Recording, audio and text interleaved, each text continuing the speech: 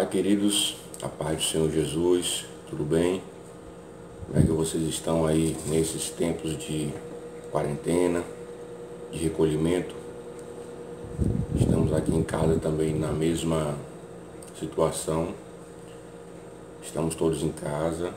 Eu, durante esta semana, estou trabalhando de casa, estamos intercalando. Enfim, estamos todos na mesma situação, orando, buscando ao Senhor, tendo os cuidados necessários quando saímos à rua, mas nada de muito desesperador.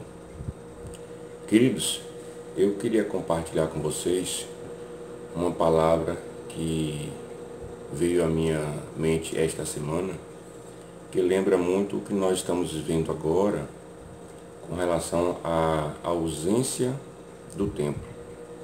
Uma história bastante conhecida por nós, mas nós vamos relembrá-los o que aconteceu naquela época, justamente com o povo de Deus. Eu queria que os amados abrissem aí as suas Bíblias no livro de 2 Reis, no capítulo 25, versículos, deixa eu pegar aqui, versículos 1 a 3. Diz assim a nossa passagem: Sucedeu que, no 9º ano do reinado de Zedequias, aos 10 dias do 10º mês, Nabucodonosor, rei da Babilônia, veio contra Jerusalém, ele e todo o seu exército, e se acamparam contra ela, e levantaram contra ela tranqueiras em redor. A cidade ficou sitiada até ao 10º ano do rei Zedequias, aos 9 dias do 4º mês, quando a cidade se via apertada da fome e não havia pão para o povo da terra. Queridos, estamos aqui alguns anos atrás, estamos aqui em 588 a.C. Nabucodonosor leva todo o povo cativo para a Babilônia. Ele, 2 anos antes, ele cerca a cidade, sitia a cidade, ou seja, fecha, e aquele povo fica sem suas necessidades básicas supridas, que é a alimentação. Ele só tinha que sair para fazer agricultura, fica sem comércio com outras cidades em volta. Enfim, ela é sitiada durante 2 anos. Então ela tem alguns suprimentos ali que consegue se manter, só que depois de 2 anos ninguém mais aguenta, né? Aguentaram até muito 2 anos de suprimentos. Então o povo começa a passar fome, a ficar fragilizado. Então Nabucodonosor vai, invade, derruba tudo, os muros, invade, sitia, prende o rei e leva todo o povo para a Babilônia. Isso é no ano de 586. Então 588 a.C. sitia e 586 a.C. invade.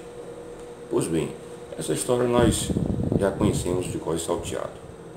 E aí o povo vai para Babilônia, o povo judeu. Interessante notar que aquele povo adorava o seu Deus em Israel, no templo.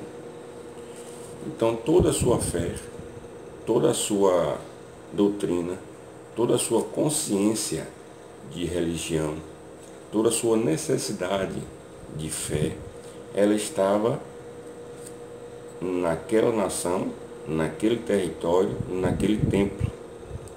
Então tudo era feito ali. Então o psicológico daquele povo se pegava à Terra Santa. Foi a terra que Deus escolheu para aquele povo. Só que eles se veem numa situação agora que eles não têm mais a terra, não tem mais o templo, não tem mais aquela região para dizer que é sua, que a sua fé se baseia naquele local. não tem mais nada. E agora? Como manter a fé? Aí começa uma das passagens, um dos momentos mais importantes do povo judeu, que é quando eles começam a desenvolver a sua religião judaica. Olha que interessante. Até aquela época, eles não eram conhecidos como judeus. Eles eram um povo de Deus, um povo de Yahvé. E a partir daqueles momentos eles estão cativos na Babilônia, e lá eles passam mais ou menos 67, 70 anos dentro daquela nação, uma nação pagã, como todos nós sabemos, que adoravam vários deuses, uma nação politeísta, e aquele povo precisa manter a sua crença, a sua fé. Então eles passam a descobrir que a sua fé não estava baseado em algo fixo, algo espiritual, ou melhor, algo material. Não estava apegado ao templo, não estava apegado à nação, não estava apegado a um território. Independia dessas coisas. E aí, a fé judaica, a religião judaica, começa a se desenvolver na Babilônia. Muito interessante.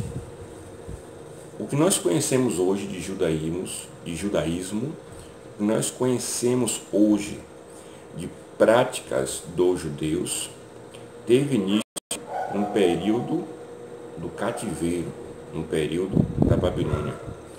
O templo, que não existia mais, passou a ser criados as sinagogas, que eram pequenos templos, né? Ou pequenas igrejas, ou pequenas comunidades. O termo igreja não era ainda utilizado naquela época. Pequenas comunidades que se juntavam para falar do amor de Deus, para discutir, para dialogar acerca de Yahvé. Então começam a surgir as sinagogas. Começa a surgir também uma função muito interessante que não tinha cá em Israel, que são os escribas e os rabi. São as pessoas mais velhas, mais sábias, que se aprofundaram no conhecimento e se tornam professores. São os professores de EBD, são os mestres, são os rabi, aqueles que escrevem as leis, aqueles que, os copistas, para que todo o povo conheça Yahvé. E também eles começam a se apegar, como eles não tinham mais Jerusalém, eles se apegam muito a um sábado, ao sabá. Então eles começam a criar estruturas para a fé judaica. Então a religião, ela é desenvolvida no cativeiro. As estruturas da religião judaica é desenvolvida no cativeiro, porque eles não tinham mais o templo, não tinha mais Israel, não tinha mais o território. Só tinha pessoas que acreditavam no Deus poderoso, no único Deus, Deus Yahvé. E esse desenvolvimento é que fortaleceu o povo judeu, e quando eles retornam para Israel, após o cativeiro, eles já têm uma estrutura de religião. Ou seja, aquela estrutura foi desenvolvida na Babilônia. Quando nós vamos lá em Daniel 6:26, Daniel era um cativo, só que ele era um homem muito respeitado, muito honrado, e conseguiu alçar altos cargos na Babilônia. Então ele tinha uma importância muito grande. E em Daniel 6:26 diz assim: faça um decreto pelo qual, aqui no caso é o rei, faça um decreto pelo qual em todo o domínio do meu reino os homens tremam e temam perante o Deus de Daniel, porque ele é o Deus vivo e que permanece para sempre. O seu reino não será destruído e o seu domínio não terá fim. Ou seja, independente do local, independente do tempo, independente de Israel, a fé em Deus ela é desenvolvida. E muitos homens, muitos profetas surgem nesse período. Exemplo de Daniel. Daniel foi para lá muito novo, adolescente, e morreu na Babilônia. Então Daniel desenvolveu a sua fé e o livro de Daniel, tudo aquilo que ali é escrito, é desenvolvido durante o cativeiro. Outro exemplo, Esther, a rainha Esther, tudo aquilo aconteceu em um momento de cativeiro. Diz assim, Esther, capítulo 7, versículo 3. Então respondeu a rainha Esther e disse: se perante ti, ó rei, achei favor, e se bem parece ao rei, dê-me um pouco da sua atenção e faça a minha petição, para que a minha vida e pelo meu desejo a vida do meu povo. Então ela clamava pelo povo, que um dos auxiliares do rei queria matar todos os judeus. Ela descobre, através do seu tio, ela solicita o jejum de todo o povo e aquela nação vence, consegue evitar a morte de todo o seu povo. Essa fé que o seu tio desenvolveu, que o seu tio ensinou, é desenvolvida no cativeiro. Então, queridos, toda essa estrutura, ela vem do cativeiro. A fé judaica é desenvolvida em um ambiente de escravidão, falta de liberdade e misturas de outras crenças. Tudo isso fora do seu local habitual, que é o templo, a cidade de Jerusalém e os sacrifícios. E algo muito interessante também nos vem à tona, onde estão os sacrifícios. Os sacrifícios que os sacerdotes faziam para perdão dos pecados do povo, onde estão? Se não há mais templo, não há mais Israel, o povo não pode mais, na Babilônia, desenvolver essas estruturas. Onde fica isso? Nós sabemos que o sacrifício nunca foi algo que agradasse a Deus. Era algo necessário para perdão dos pecados. Mas Deus nunca se agradou.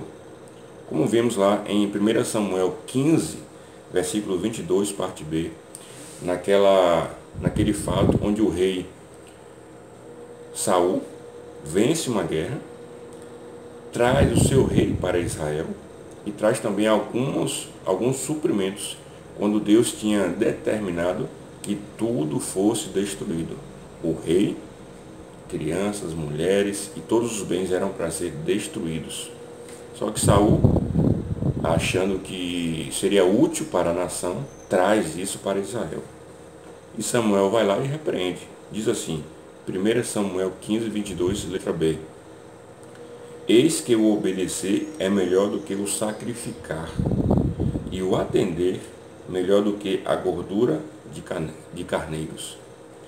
Então, queridos, Deus quer obediência. Deus quer o nosso coração, independente de onde estejamos. E outro fato também muito interessante é o diálogo que ele tem com a mulher samaritana. A mulher samaritana fala, isso está ali em João 4, onde nós devemos adorar. E Deus fala, nem aqui, nem em Jerusalém. Mas Deus procura aqueles que o buscam em espírito e em verdade. Então, queridos, a família, neste momento, é o local para se aprender acerca da palavra, adorar a Deus, cultuar a Deus, conhecer mais a literatura bíblica. Então, este é o momento de quarentena. E para finalizar aqui a nossa explanação, vamos abrir em Efésios 3, 14, 15, que Paulo fala sobre a questão de buscar a Deus em família. Diz assim, Efésios 3, 14 e 15. Por esse motivo, eu me ajoelho diante do Pai, de quem todas as famílias no céu e na terra recebem o seu verdadeiro nome. E peço a Deus que, da riqueza da sua glória, Ele, por meio do seu Espírito, dê a vocês poder para que sejam espiritualmente fortes. Então, queridos, Paulo fala aqui da importância de buscar a Deus em família, da importância de estar diante do Senhor em família. Então, que nós possamos adorar a Deus nas nossas casas, nas nossas quarentenas, no nosso lar, com a nossa família, que isso venha a ser algo praticado pelas nossas vidas. A igreja é muito importante para o nosso aprendizado, para a comunhão, mas ela não é o necessário para a nossa fé. Ela não é o necessário para a salvação. Ela é importante. Vamos voltar, vamos nos encontrar. Sabemos disso. Mas precisamos cultuar a Deus onde nós estejamos. Devemos cultuar a Deus onde nós estamos, junto com a nossa família. Tá bom, queridos? Deus abençoe a todos. Um ótimo estudo, ótima quarentena. Que o Senhor possa nos abençoar e nos edificar neste momento. Em nome de Jesus. Deus abençoe.